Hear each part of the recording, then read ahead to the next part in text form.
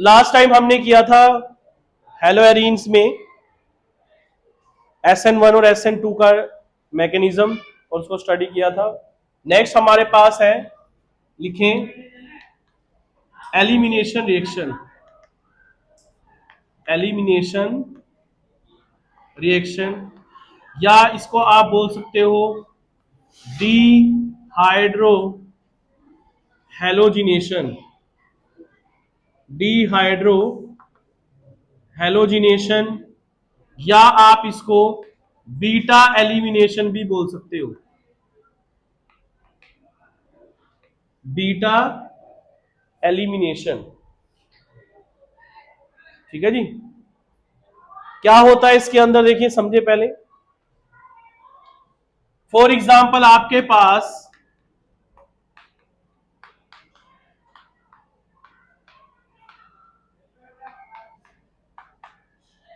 ये है bromoethane,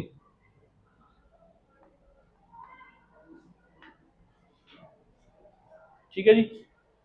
bromoethane में आपने पोटाशियम हाइड्रोक्साइड डाल दिया, अल्कोहलिक, ठीक है। यहां पर हमें पता है ऑक्सीजन की इलेक्ट्रोनेगेटिविटी ज्यादा है, पोटाशियम की कम है। क्लियर है सबको ये बात। यहां पर आपने ब्रोमीन ऐड किया, ब्रोमीन की इलेक्ट्रोनेगेटिविटी कार्बन से क्या होगी, ज्यादा। एक चीज समझ लेनी है आपने, क्या कि जिस कार्बन पर हेलोजन जुड़ी हो उस कार्बन को बोलते हैं अल्फा कार्बन। क्या बोलते हैं, अल्फा कार्बन। टाइम से आएगा, जल्दी जल्दी।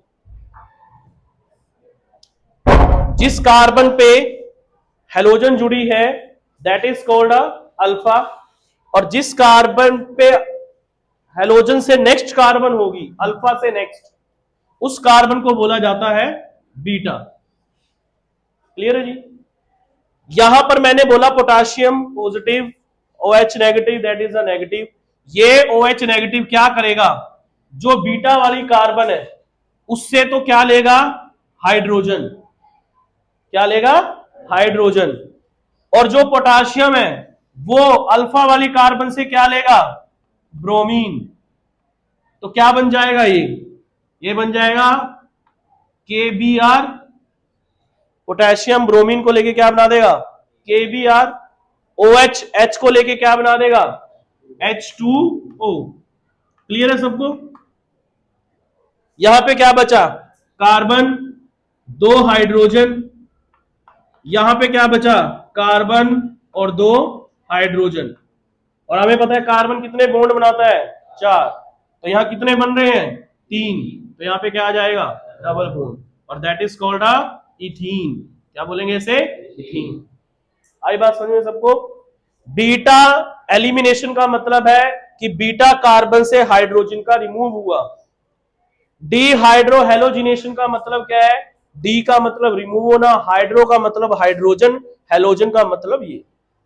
तो बीटा एलिमिनेशन या डिहाइड्रो हेलोजिनेशन में क्या होता है कि आपका जो हेलो एल्केन है वो किस में कन्वर्ट होता है, एल्कीन में कन्वर्ट होता है। किस में कन्वर्ट होता है, एल्कीन में। समझ में आई बात सबको, कोई डाउट इसमें। अब आ जाए क्वेश्चन ये कि मान लीजिए इसमें तो हमारे पास बीटा कार्बन एक है, इसमें तो बीटा कार्बन क्या थी, एक थी। अगर बीटा कार्बन दो हो तब क्या करें, अगर बीटा कार्बन दो हो, जैसे फॉर एग्जांपल मैं बोलता हूं कि आपके पास CH3 CH2 CH Br CH3 ये कंपाउंड है। अब देखिए यहां पर हेलोजन है, क्लियर है। जिसपे हेलोजन है उसे क्या बोलते हैं, अल्फा। उससे नेक्स्ट वाली कार्बन को क्या बोलते हैं, बीटा। इधर भी नेक्स्ट कार्बन है, इसको भी क्या बोलेंगे, बीटा। अब यहां पर कितनी बीटा कार्बन है, 2। खुशी यादव जी यहां समझ लो। अब क्वेश्चन आता है कि बीटा कार्बन किसको माने, इसको माने या इसको माने। इसका नाम क्या है कंपाउंड का, 2 ब्रोमो, क्या होगा, 2 ब्रोमो ब्यूटेन। हाँ जी क्या होगा, 2 ब्रोमो ब्यूटेन। क्लियर है। अब देखिए यहां पे भी आप पोटाशियम हाइड्रोक्साइड ऐड करो, KOH एल्कोहलिक, ठीक है। अब अगर आप इसको मान लीजिए अल्फा मान रहे हो और इसको बीटा मान रहे हो, तो यहां से हाइड्रोजन रिमूव होगा और यहां से हेलोजन रिमूव होगा। तो ये हेलोजन रिमूव होगा और हाइड्रोजन रिमूव होगा। तो अगर हम मान लीजिए इसको बीटा मानते हैं, तो ये हम मानते हैं ए, फर्स्ट कंपाउंड जो हमारा बनता है, कि अगर इसको बीटा माने तो हमारा जो कंपाउंड बनेगा वो क्या बनेगा, CH3 CH double bond C then CH3, यही बनेगा। हाँ जी,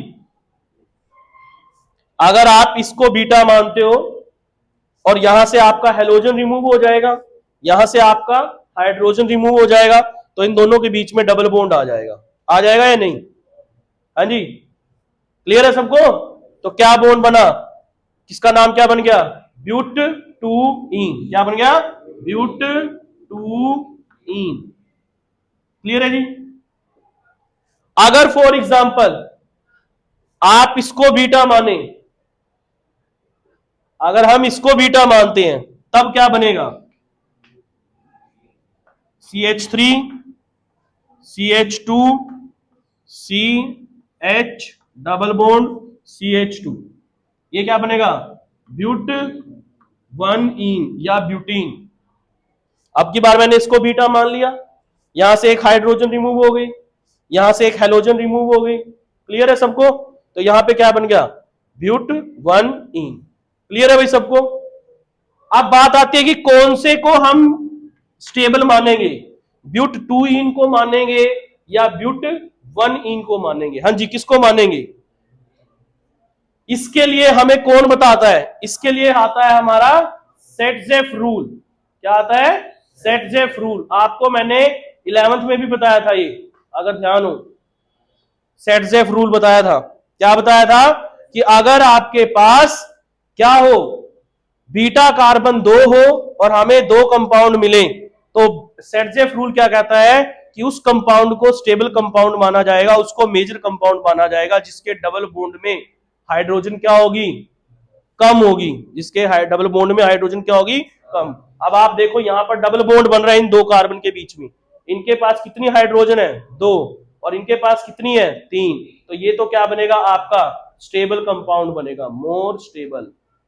क्या बनेगा ये, मोर स्टेबल। और ये क्या बनेगा, लेस स्टेबल। हाँ जी, समझ में आई बात सबको, या कोई डाउट है? दोबारा समझ ले, एलिमिनेशन रिएक्शन, अल्फा कार्बन वो होती है जहां पर हेलोजन हो, बीटा उससे नेक्स्ट कार्बन होती है, पोटाशियम हाइड्रोक्साइड ऐड करते हैं तो ये बनता है एल्कीन। मैंने बोला कि अगर एक से ज्यादा बीटा कार्बन हो तो उस केस में आपने क्या करना है, सेटजेफ रूल को फॉलो करना है। सेटजेफ रूल क्या कहता है कि आपका जो डबल बॉन्ड है वो उन कार्बन के बीच में शिफ्ट होगा जिनके बीच में हाइड्रोजन क्या होगी, कम होगी। तो हमें यहां पर दो बीटा कार्बन, एक ये था और एक ये था, तो हमने पहले उसको बीटा माना तो ये कंपाउंड बना, और इसको बीटा माना तो ये कंपाउंड बना। तो हमने देखा कि यहां पर जो कार्बन में हाइड्रोजन है वो कम यहां पे है, तो इसलिए that is a more stable and that is a less stable. तो नोट कर लें, एलिमिनेशन रिएक्शन या dehydrohalogenation reaction.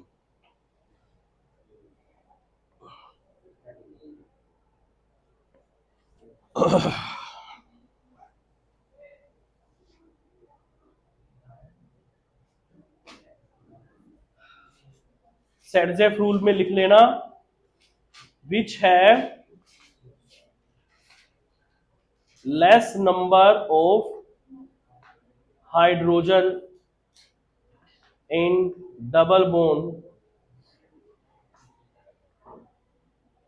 Are more stable, are more stable compound. वो क्या होगा, मोर स्टेबल कंपाउंड होगा।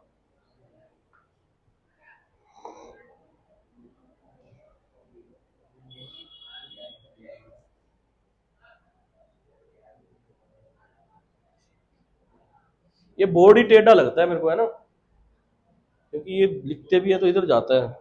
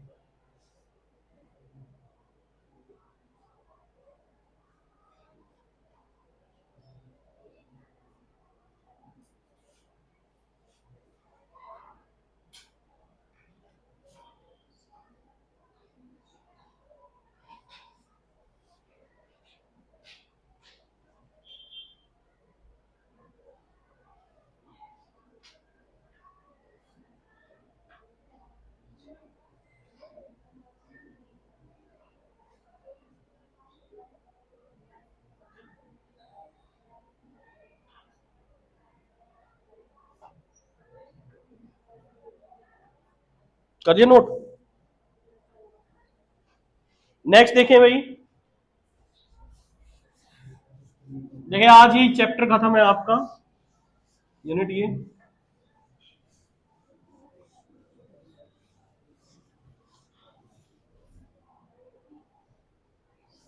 नेक्स्ट लिखे reactions with metal, reactions with metals. क्योंकि मैंने आपको जब ये केमिकल रिएक्शन स्टार्ट करवाई थी तो उसमें 3 टाइप की रिएक्शन लिखवाई थी, ध्यान है? कौन सी? न्यूक्लियोफिलिक सब्स्टिट्यूशन, एलिमिनेशन और रिएक्शंस विद मेटल। न्यूक्लियोफिलिक हमने खत्म कर लिया है, एलिमिनेशन अभी का बताया। रिएक्शंस विद मेटल में देखिए, रिएक्शन विद मेटल में पहले क्या है? With Grignard reagent, with Grignard reagent, Grignard reagent. क्या होता है कि ये आपका एल्काइल हैलाइड होगा, ये मैग्नीशियम के साथ रिएक्ट करेगा ड्राई ईथर की प्रेजेंस में, and then it form RMgX, जिसको हम क्या बोलते हैं? Grignard reagent. क्या बोलते हैं? Grignard reagent. क्लियर है सबको? दूसरा आपके पास है वुड्स रिएक्शन। वुड्स रिएक्शन क्या होती है? देखिए यहां पर एल्काइल हैलाइड ने मैग्नीशियम से रिएक्ट की है ना, तो मेटल है ये, रिएक्शन विद मेटल बोल रहे हैं ना, तो ये एल्काइल हैलाइड हेलोएल्केन किसके साथ रिएक्शन की? मैग्नीशियम के साथ, तो क्या बना? ग्रिग्नार्ड रीएजेंट बोलते हैं जिसको हम। वुड्स रिएक्शन में क्या होता है कि आपका ये अल्काइल हैलाइड है, ठीक है ना, और देन आपका ये सोडियम है और ये दूसरा अल्काइल हैलाइड है, तो ये रिएक्ट करता है, तो ये बन जाता है R R, that is called a 2NaX। तो ये होती है वुड्स रिएक्शन। यहां पे एक अल्काइल हैलाइड, यहां पे दूसरा alkyl halide, sodium, sodium halogen को लेके रिमूव हो गया, देन ये बन गया क्या, एल्केन। क्या बन गया, एल्केन। यहां पे आर और डैश, आर डैश अलग भी हो सकते हैं, ठीक है ना। आप इसका एग्जांपल ले सकते हो, जैसे मान लीजिए CH3Cl, यहां पे दो सोडियम है, CH3Cl, ठीक है, CH3Cl, और ये बनेगा CH3 और साथ में 2NaCl। तो यहां पर देखिए ये है क्या, मिथाइल क्लोराइड। मिथाइल क्लोराइड से क्या बन गया, इथेन। क्या बन गया, ethane. Double number of carbon, यहां पे सिंगल थी, यहां कितनी बनी, डबल, तो डबल नंबर ऑफ कार्बन में, तो ये बन गया आपका इथेन, इथेन, ठीक है जी। ये है मिथाइल क्लोराइड या क्लोरोमिथाइल बोल दो इसको, मिथाइल क्लोराइड, ठीक है जी। समझ में आई बात सभी को, नोट कर लें ये वुड्स रिएक्शन। फिर एक इसमें है लेड वगैरह के साथ रिएक्शन करते हैं।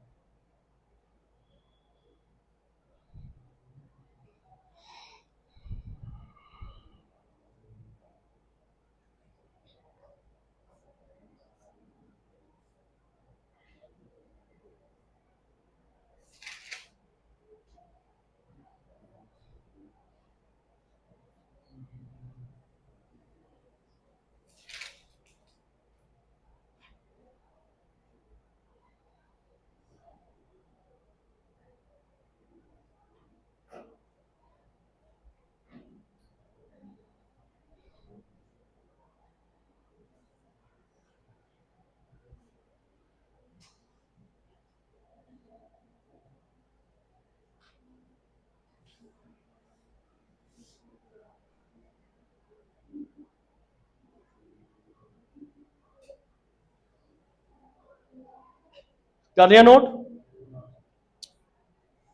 नेक्स्ट इसमें एक लास्ट रिएक्शन है, रिएक्शन विद एक्टिव मेटल। लिखें, रिएक्शन विद एक्टिव मेटल,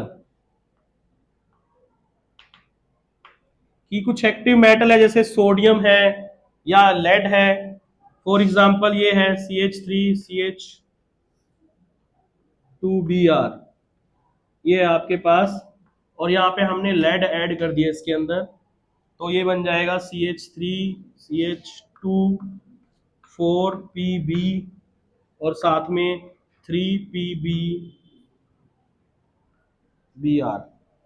देखें, ये है इथाइल ब्रोमाइड। क्या है, इथाइल ब्रोमाइड, और ये 4 थे, यहां पे लेड था, इसमें से एक लेड Br के साथ मिलके क्या बन गई, 3PbR।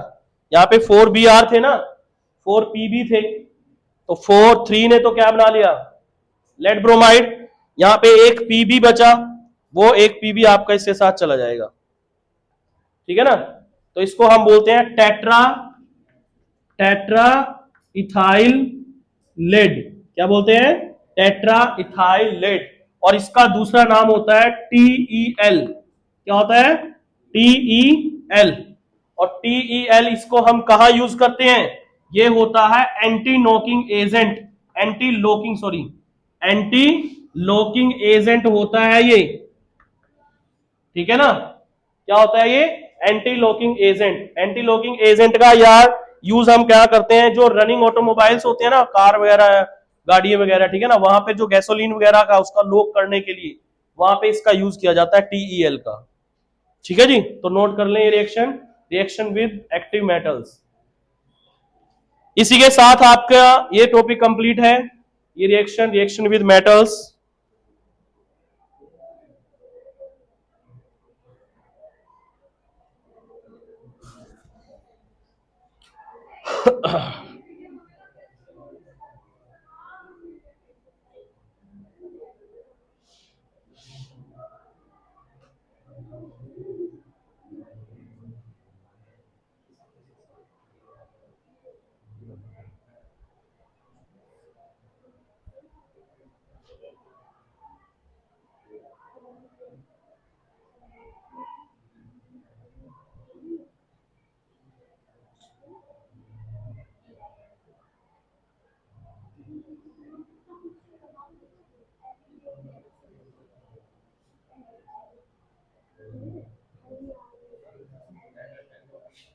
Lead, LEAD, lid, lead बोलते हैं इसको, टेट्राइथाइल लेड।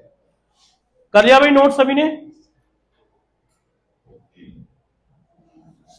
तो ये तो आपकी थी केमिकल रिएक्शन हेलो एल्केन की, कंप्लीट है हमारी।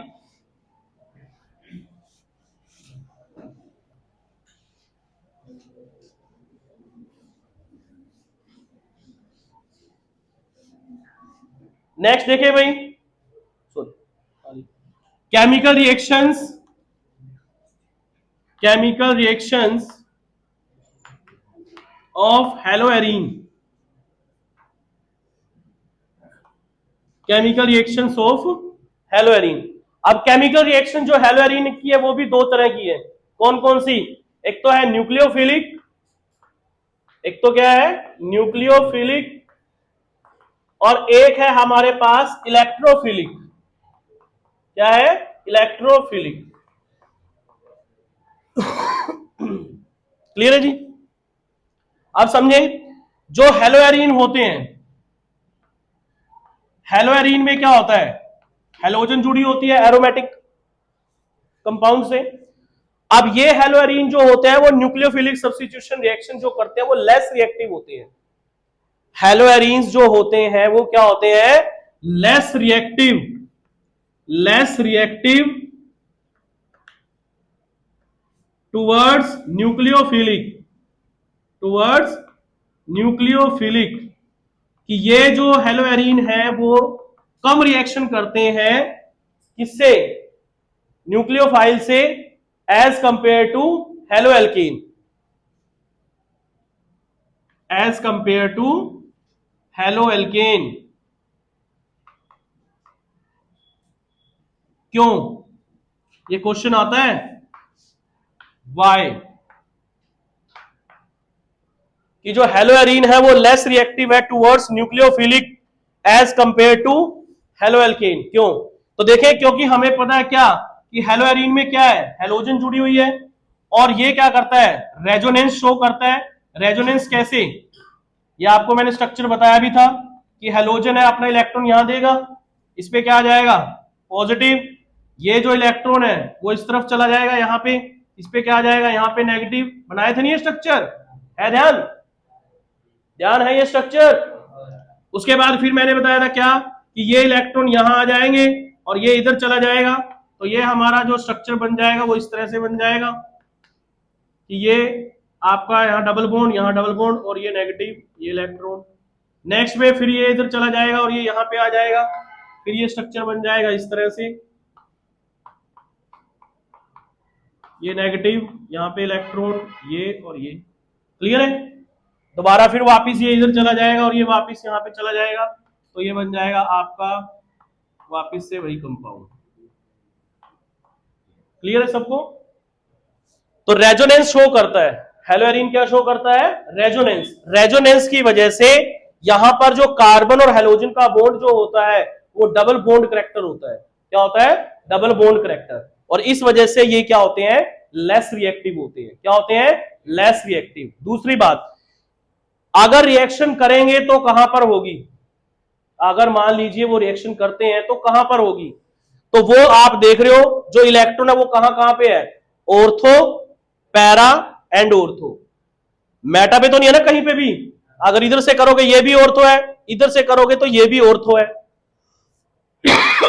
ये मेटा है, सॉरी ये पैरा है। मेटा पे कहीं पे भी इलेक्ट्रॉन की डेंसिटी ज्यादा नहीं है, तो इसलिए ये क्या होते हैं, जो हेलोएरीन होते हैं, हेलोएरीन जो है वो क्या होते हैं? Are ortho para directing. क्या होते हैं? Ortho para directing. समझ में आ रही है बात? क्या होते हैं? Ortho para directing. समझ में आई बात सबको? कोई डाउट इसमें भाई?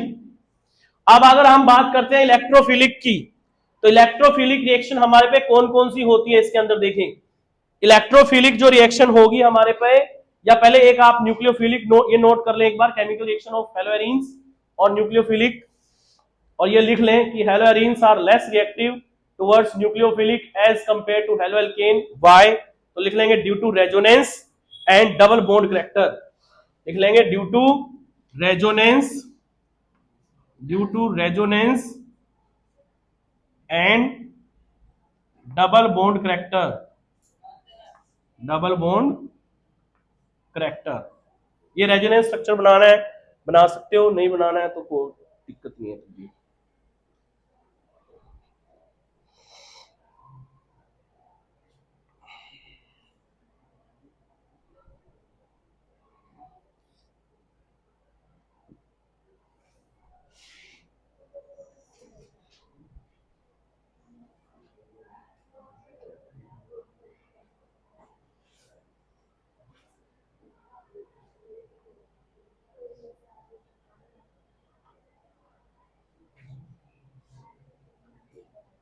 कर लिया नोट?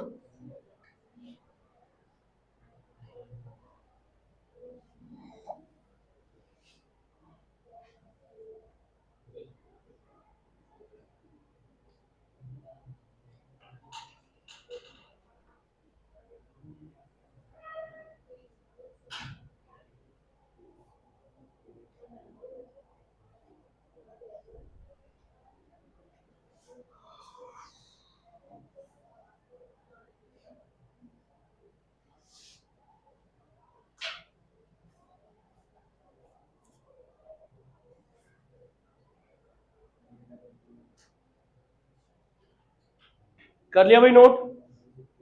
इसमें एक रिएक्शन करते हैं। ये मान लीजिए आपके पास क्लोरोबेंजीन है, ये आपका हेलोएरीन है, और इसमें अगर आप कोई न्यूक्लियोफिलिक सब्स्टिट्यूशन रिएक्शन करते हो,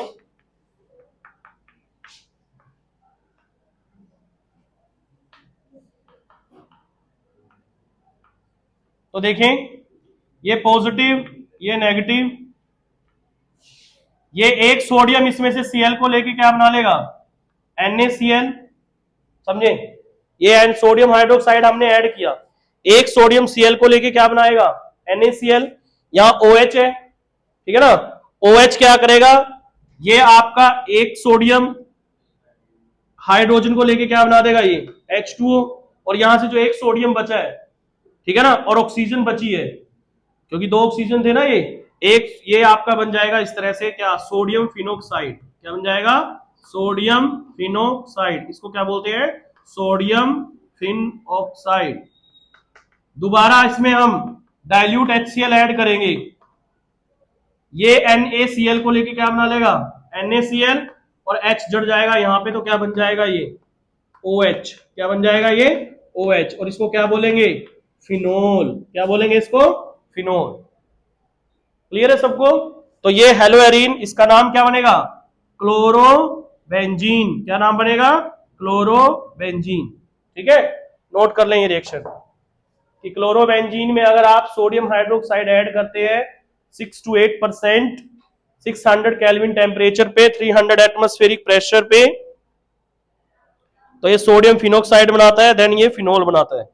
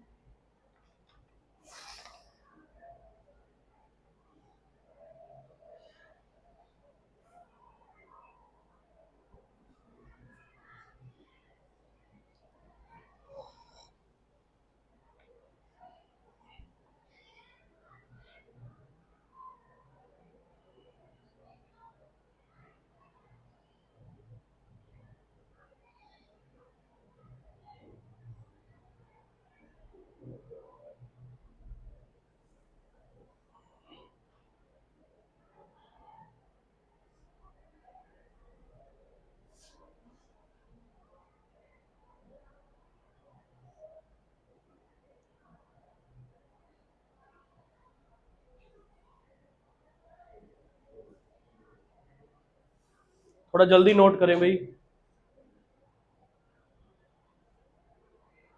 कर लिया नोट सभी ने? कर लिया भाई?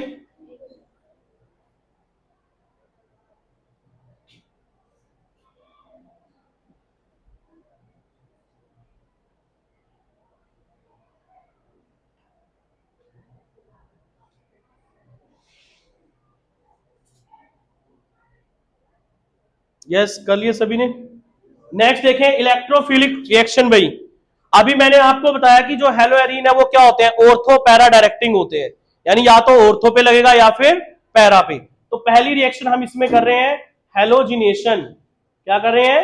हेलोजिनेशन। मतलब क्या है कि अगर आपके पास क्लोरोबेंजीन है, ये क्लोरोबेंजीन कोई भी हेलोजन, आप इसमें हेलोजन ऐड कर रहे हो, एनहाइड्रस एनहाइड्रस एल्यूमिनियम क्लोराइड की प्रेजेंस में मान लीजिए, तो ये क्या बनाएगा, एक क्लोरीन लग जाएगी ऑर्थो पे और एक क्लोरीन लग जाएगी किस पे, पैरा पे, और पैरा वाला क्या होगा, मेजर। तो इसको हम क्या बोलेंगे, 1,2 डाइक्लोरोबेंजीन, यही बोलेंगे ना, 1,2 डाइक्लोरोबेंजीन। और इसको क्या बोलेंगे, 1,4 डाइक्लोरोबेंजीन, यही बोलेंगे। हाँ जी। और देखें जो पैरा वाला होगा वो हमेशा क्या बनेगा, मेजर। क्या बनेगा, मेजर। और ऑर्थो वाला क्या बनेगा, माइनर। तो ये तो है हमारी हेलोजिनेशन। ऐसे ही सेम अगर आप क्या करते हो, नाइट्रेशन। क्या करते हो, नाइट्रेशन। नाइट्रेशन में भी मान लीजिए आपके पास, समझ लो सारी रिएक्शन एक जैसी है। ये क्लोरोबेंजीन है, आपने नाइट्रिक एसिड ऐड किया कंसंट्रेटेड सल्फ्यूरिक एसिड की प्रेजेंस में, तो देखें क्या होगा, एक ऑर्थो पोजीशन पे निट्रो ग्रुप अटैच हो जाएगा और एक पे क्या अटैच हो जाएगा, पैरा पे। इस पे, पैरा पे, ये। तो इसको आप क्या बोलोगे, क्या बोलोगे, 1 क्लोरो 2 निट्रोबेंजीन, और क्या बोलोगे, 1 क्लोरो 4 निट्रोबेंजीन। ठीक है ना। और ये पैरा वाला क्या बनेगा, मेजर, और ये क्या बनेगा, माइनर। ठीक है। ये यहां पे भी क्लोरोबेंजीन है, क्लोरोबेंजीन, और यहां पे भी आपका क्लोरोबेंजीन। क्लियर है भाई सबको? हाँ जी, क्लियर है। उसके बाद सेम अगर आप सल्फोनेशन कर रहे हो, सल्फोनेशन, सल्फोनेशन में भी हम क्या करेंगे कि आपके पास ये हेलोएरीन है, और ये हेलोएरीन में अगर आप क्या ऐड कर दो, सल्फ्यूरिक एसिड। क्या ऐड कर दो, सल्फ्यूरिक एसिड कंसंट्रेटेड। तो ये क्या करेगा, एक ऑर्थो पोजीशन पे सल्फोनिक ग्रुप लग जाएगा और एक पैरा पोजीशन पे। ठीक है, समझ में आ रही है बात? तो इसको हम क्या बोलेंगे, सल्फोनिक ग्रुप को 1 मानेंगे और क्लोरीन को 2 मानेंगे। ध्यान रखना, क्योंकि सल्फोनिक ग्रुप क्या होता है, स्ट्रॉन्ग ग्रुप होता है। समझ में आ रही है बात, क्या होता है, स्ट्रॉन्ग। तो हम इसको क्या बोलेंगे, 2 क्लोरो सल्फोनिलिक एसिड, और इसको क्या बोलेंगे, 4 क्लोरो सल्फोनिलिक एसिड। समझ में आ रही है बात? ये सल्फोनिलिक ग्रुप है, H2SO4 है, इसमें से SO3H जुड़ जाएगा। ये पैरा वाला क्या बनेगा, मेजर, और ऑर्थो वाला क्या बनेगा, माइनर। क्लियर है सबको? कोई डाउट इसमें? नेक्स्ट इसमें अगर 2 रिएक्शन और है, कौन कौन सी, कि फ्रीडल क्राफ्ट एल्काइलेशन और एसिटाइलेशन। आपने ये 11th में भी करी हुई है रिएक्शनें, ध्यान है, फ्रीडल क्राफ्ट एल्काइलेशन और एसिटाइलेशन। मान लीजिए ये सेम आपके पास क्लोरोबेंजीन है, यहां पर आपने मान लीजिए मिथाइल क्लोराइड ऐड कर दिया एनहाइड्रस एल्यूमिनियम क्लोराइड की प्रेजेंस में या FeCl3 की प्रेजेंस में। तो ये क्या बनाएगा, एक ऑर्थो पोजीशन पे आपका क्या लग जाएगा, मिथाइल ग्रुप लग जाएगा, और एक पैरा पोजीशन पे क्या लग जाएगा, मिथाइल ग्रुप लग जाएगा, ये इस तरह से। ठीक है जी, इसको हम बोलेंगे माइनर, और ये क्या होगा, मेजर। और ये आप काउंटिंग 1 2 3 4, 1 2, इसको बोलोगे 2 मिथाइल क्लोरोबेंजीन, इसको बोलोगे 4 मिथाइल क्लोरोबेंजीन। समझ में आई बात सबको? कोई डाउट इसमें? हाँ जी, क्लियर है ये रिएक्शन। ऐसे इसकी एक रिएक्शन होती है, कौन सी, फ्रीडल क्राफ्ट एसिटाइलेशन कौन सी होती है? Friedel craft acetylation. Friedel craft acetylation में भी क्या है कि आपके पास क्लोरोबेंजीन है और इसमें हम क्या ऐड करते हैं? एसिटाइल ग्रुप ऐड करते हैं। सेम आपके यही सेम एनहाइड्रस एल्यूमिनियम क्लोराइड और FeCl3, तो आपका ऑर्थो पोजीशन पे लग जाएगा COCH3 और एक में लग जाएगा पैरा पोजीशन पे COCH3। ये आपका माइनर होगा और ये होगा आपका मेजर, ठीक है ना। इसको क्या बोलेंगे? ऑर्थोक्लोरो एसिटोफिनोन, और इसको क्या बोलेंगे? पैरा क्लोरो एसिटोफिनोन, क्योंकि इसको क्या बोलते हैं? एसिटोफिनोन बोलते हैं ना। एसिटोन कीटोन ग्रुप है ना ये।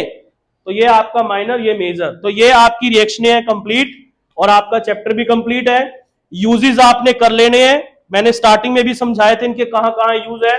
हेलोएल्केन हेलोएरीन के आपकी बुक में भी दिए हुए हैं, क्लोरोफॉर्म के यूज, DDT के यूज, ठीक है ना, कार्बन टेट्राक्लोराइड वगैरह, ये काफी कंपाउंड दिए हुए हैं, तो उनके आपने यूजेस वगैरह पढ़ लेने हैं, एग्जाम में पूछ लिए जाते हैं कई बार, ठीक है जी।